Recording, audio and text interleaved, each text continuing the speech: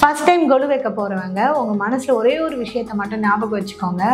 இந்த வருஷம் தொடங்கி நான் ஒவ்வொரு வருஷமும் கண்டிப்பாக மிஸ் பண்ணாமல் இந்த நவராத்திரி ஃபங்க்ஷனை வந்து கொண்டாடுவேன், கண்டிப்பாக நான் ஒவ்வொரு வருஷமும் பண்ணுவேன்றவங்க மட்டும் இந்த கொலு ப்ரொசீஜரை வந்து ஆரம்பிங்க.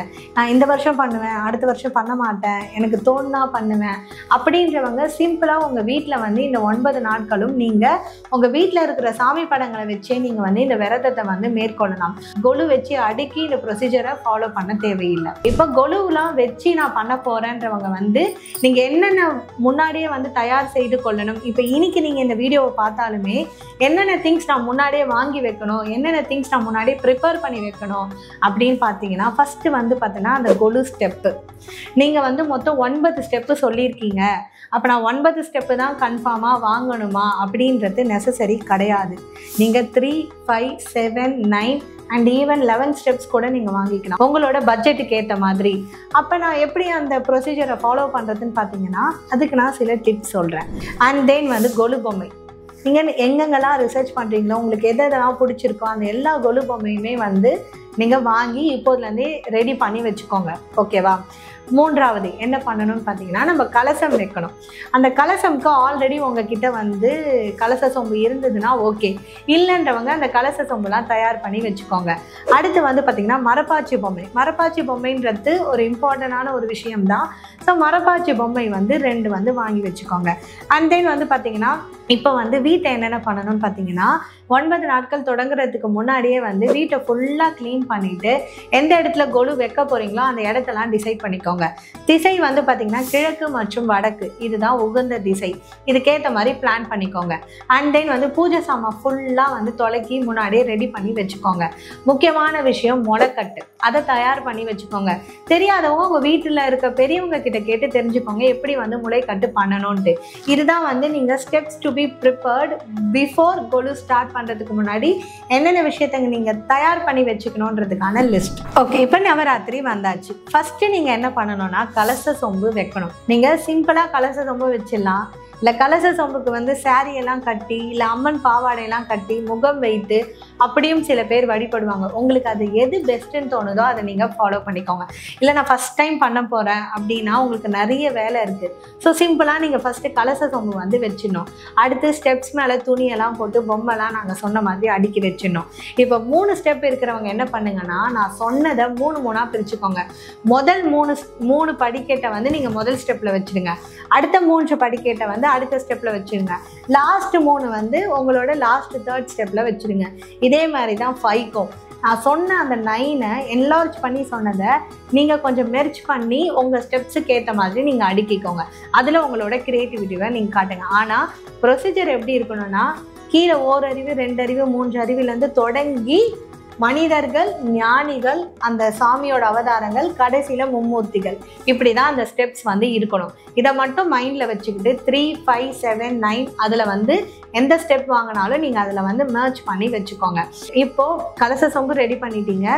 அடுத்து வந்து பார்த்தீங்கன்னா பொம்மைகளும் அடுக்கிட்டீங்க. அந்த முளைக்கட்டு சொன்னல அதை வந்து அந்த ஃபஸ்ட்டு படிக்கட்டில் வந்து வச்சுடுங்க. டெய்லி அதில் வந்து என்ன ப்ரொசீஜர் ஃபாலோ பண்ணணுமோ அதை ஃபாலோ பண்ணி 9th or 10th டே அதை எப்படி ரிமூவ் பண்ணணுமோ அந்த மாதிரி ரிமூவ் பண்ணிக்கோங்க.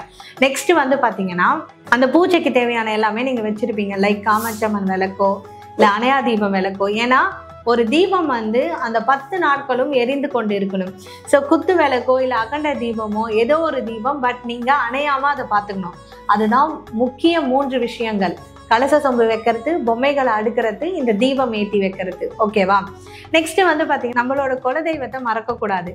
ஸோ குலதெய்வத்தை மீன் பண்ணுற மாதிரி ஒரு சொம்பில் தண்ணி ஊற்றி வாசனை திரவத்தியத்துக்காக மஞ்சள், குங்குமம், பச்சை கற்பூரம், அதுக்கப்புறம் சில தீர்த்த பொடிகள், அப்புறம் வந்து பார்த்திங்கன்னா வாசனை திரவியம் செட்டுனே நம்மக்கிட்ட ஒன்று அவைலபிளாக இருக்குது.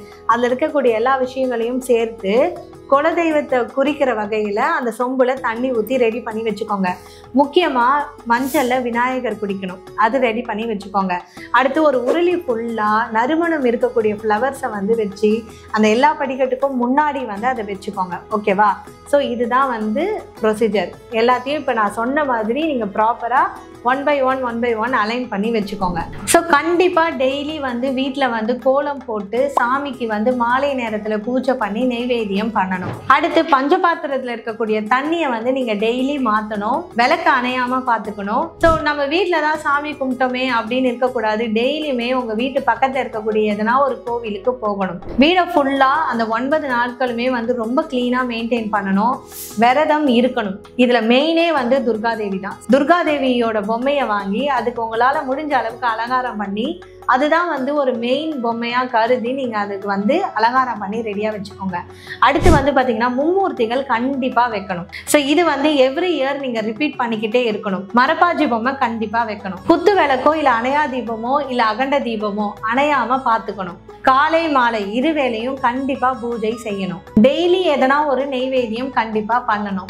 டெய்லியுமே பூஜை பண்ணுறப்ப உங்களுக்கு தெரிந்த மந்திரங்களை சொல்லி பூஜை பண்ணுங்க. அது ரொம்ப சிறப்பு. அந்த மந்திர ஒளி, நீங்கள் ஏற்றிருக்கிற அந்த சாம்பிராணி, அகர்வத்தி, அது எல்லாமே சேர்ந்து உங்கள் வீட்டில் வந்து ஒரு மிகப்பெரிய பாசிட்டிவ் எனர்ஜியை வந்து கொடுக்கும்.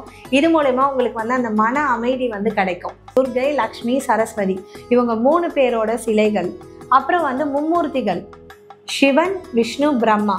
இந்த சிலைகளை வந்து உங்கள் வீட்டு பக்கத்தில் இருக்கக்கூடிய எதனா ஒரு கோவிலுக்கு போயிட்டு அந்த கோவிலில் வச்சு வீட்டுக்கு எடுத்துகிட்டு வாங்க. ரொம்ப வருஷமாக கொலு பொம்மை வைக்கிறாங்க தெரியுமா, அவங்க கிட்ட கூட நீங்கள் போயிட்டு ஆசீர்வாதம் வாங்கிட்டு வந்து நீங்கள் வந்து இந்த ப்ரொசீஜரை வந்து ஸ்டார்ட் பண்ணலாம். அதே மாதிரி உங்களோட ஃப்ரெண்ட்ஸ் அண்ட் ஃபேமிலியில் யாருன்னா வந்து கொலு பொம்மை வைக்கிறவங்களா இருந்தால் அவங்கள வந்து எதனா ஒரு கொலு பொம்மை செட்டை வந்து வாங்கி தர சொல்லுங்கள். அதை வச்சு நீங்கள் முதல்ல உங்களோட கொலுவை வந்து நீங்கள் ஆரம்பிக்கலாம். இதுதான் வந்து பார்த்திங்கன்னா டிப்ஸ் அண்ட் ட்ரிக்ஸ். இதெல்லாம் நீங்கள் ஃபாலோ பண்ணி நியூ கமர்ஸ் கூட ரொம்ப ஈஸியாக இந்த கொலு ஃபங்க்ஷனை வந்து ஸ்டார்ட் பண்ணி அண்ட் தென் எவ்ரி இயர் வந்து இதை கண்டினியூ பண்ணி உங்களோட விழாவை வந்து நீங்கள் சிறப்பாக கொண்டாடுங்க. இந்த வீடியோவில் நான் நிறைய வீடியோக்கான லிங்க்ஸை வந்து சொல்லியிருப்பேன். அந்த எல்லா வீடியோவுமே வந்து பார்த்திங்கன்னா இப்போ உங்களுக்கு இந்த 2 மேலே சைட்லலாம் வந்து உங்களுக்கு வீடியோ லிங்க்ஸ் கொடுத்துருப்போம். இதில் எல்லா வீடியோவுமே நீங்கள் கிளிக் பண்ணி பார்த்தீங்கன்னா உங்களுக்கு ஒரு கம்ப்ளீட் இன்ஃபர்மேஷன் கிடச்சிடும். அதுக்கப்புறமா நீங்கள் பர்ச்சேஸை வந்து ஸ்டார்ட் பண்ணலாம். ஸோ நெக்ஸ்ட் வீடியோவில் பார்க்குறேன். பை.